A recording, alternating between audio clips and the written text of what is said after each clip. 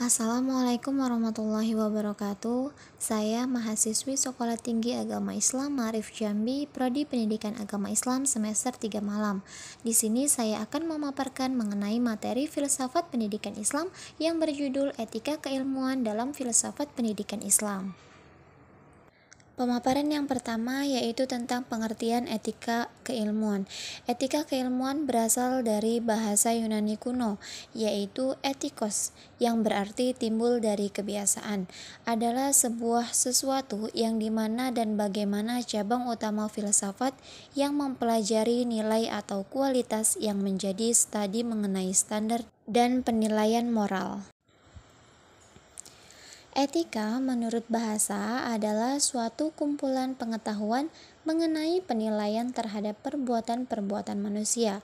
Etika dalam kajian filsafat merupakan bagian dari aksiologi, karena etika berbicara tentang tujuan yang hendak dicapai dalam segala sesuatu. Pemaparan yang kedua yaitu tentang hubungan etika keilmuan dan pendidikan Islam. Di antaranya ada ilmu bebas nilai atau value free, mengatakan bahwa ilmu itu bersifat otonom, yang tidak memiliki keterkaitan sama sekali dengan nilai. Sedangkan ilmu tidak bebas nilai atau value bound memandang bahwa ilmu itu selalu terkait dengan nilai dan harus dikembangkan dengan mempertimbangkan aspek nilai. Yang terakhir, ilmu bebas nilai, sedangkan aplikasi ilmu dan ilmuannya terkait nilai, mengatakan bahwa ilmu bebas nilai hanya terbatas dari segi ontologinya, sedangkan penggunaannya tidak bebas nilai karena harus berdasarkan asas-asas nilai. Selanjutnya, etika keilmuan dalam pendidikan Islam. Yang pertama ada etika pragmatisme dalam pendidikan Islam. Pragmatisme asal kata dari pragma yang artinya praktik. Pragmatisme adalah segala sesuatu itu dianggap benar, manakala segala sesuatu itu dapat dipraktikkan dan apabila dipraktikkan bisa memberikan manfaat. Pragmatisme sendiri memiliki dua tokoh, yaitu William James dan John Dewey. Kedua tokoh ini lebih menekankan pragmatisme dalam dunia pendidikan. Bagi mereka, pendidikan itu akan lebih dirasakan manfaatnya manakala peserta didik itu tidak hanya belajar tentang teori tetapi juga belajar tentang praktik. Yang kedua ada etika positivisme dalam pendidikan Islam. Positivisme asal kata dari positif yang berarti faktual. Positivisme adalah sesuatu itu dianggap benar manakala sesuatu itu logis, empiris, dan dapat dibuktikan melalui observasi ilmiah.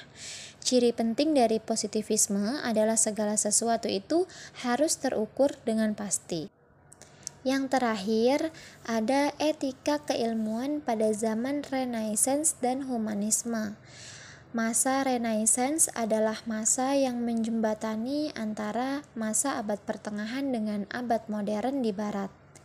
Kaitannya dengan humanisme karena pada zaman abad pertengahan intelektual manusia itu dikebiri.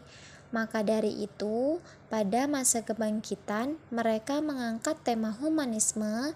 Mereka menginginkan agar manusia itu mendapat kebebasannya kembali. Nah, jadi kesimpulannya, etika pragmatis dalam pendidikan Islam berpandangan bahwa kriteria kebenaran sesuatu ialah apakah sesuatu itu memiliki kegunaan bagi kehidupan nyata. Etika keilmuan yang menganut positivisme akan mempertegas tentang kebenaran yang konkret dan fakta. Sedangkan etika keilmuan yang menganut humanisme adalah etika materialisme karena sesungguhnya manusia adalah materi.